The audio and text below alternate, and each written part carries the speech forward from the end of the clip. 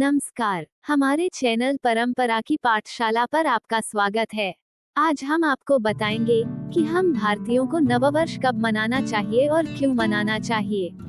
क्या आप जानते हैं हमारी सरकार हमारी संस्कृति और हमारी परंपराओं को बचाने के लिए कितने बदलाव और कितने कार्य कर रही है?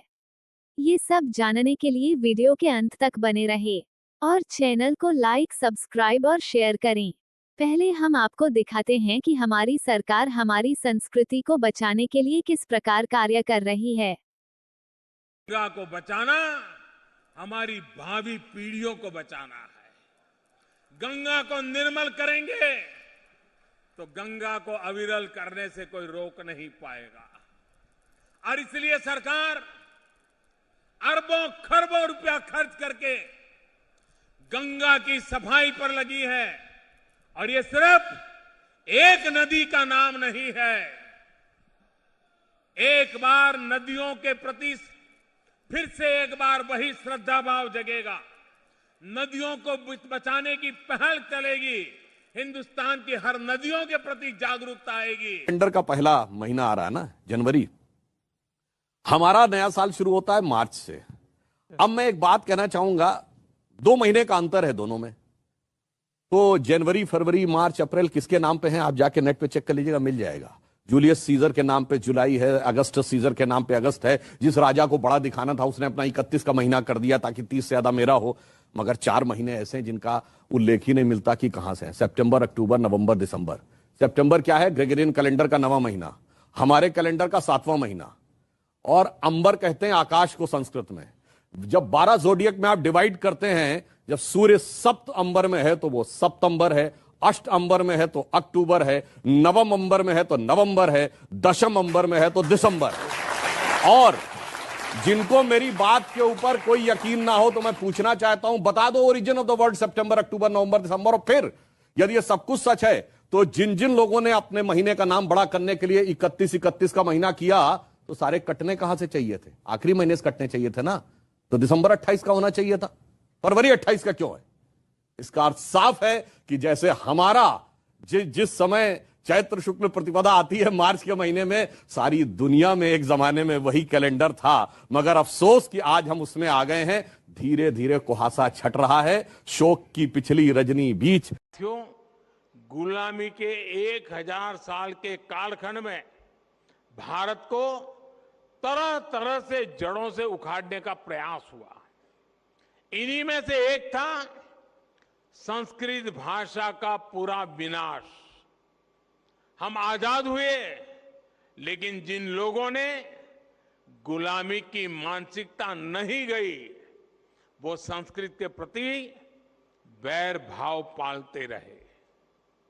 कहीं कोई लुप्त भाषा का कोई शिलालेख मिलने पर ऐसे लोग उसका महिमा मंडन करते हैं, लेकिन हजारों वर्षों से मौजूद संस्कृत का सम्मान नहीं करते। दूसरे देश के लोग मातृभाषा जाने तो ये लोग प्रशंसा करेंगे, लेकिन संस्कृत भाषा जानने को ये पिछड़ेपन की निशानी मानते हैं। इस मानसिकता के लोग पिछले 1000 साल से हारते आ रहे हैं और आगे भी कामयाब नहीं होंगे। साथियों, एक समय था जब भारत दुनिया के सबसे समृद्ध और वैभवशाली राष्ट्रों में गिना जाता था। भारत के नगरों से लेकर महलों तक, भारत के मंदिरों से लेकर मूर्तियों तक, भारत का वास्तु भारत की विशेषज्ञता का उद्घोष करता था।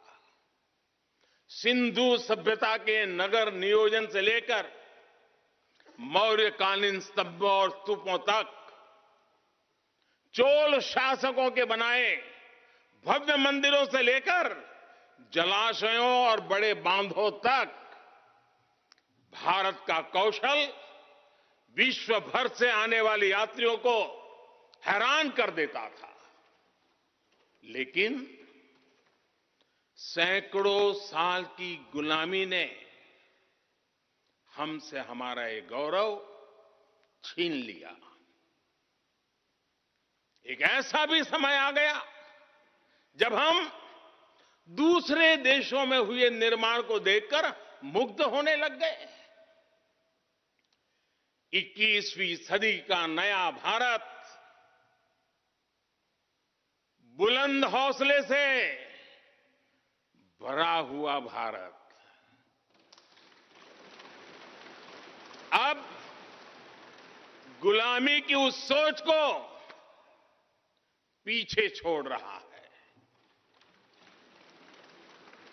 आज भारत प्राचीन कला की उस गौरवशाली धारा को एक बार फिर अपनी तरफ मोड़ रहा है और संसद की ये नई इमारत इस प्रयास का जीवंत प्रतीक बनी है।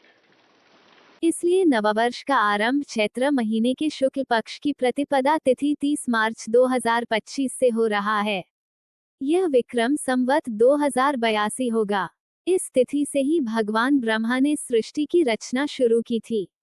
साथ ही इसी दिन मर्यादा पुरुषोत्तम भगवान राम का राज्याभिषेक भी हुआ था। धन्यवाद।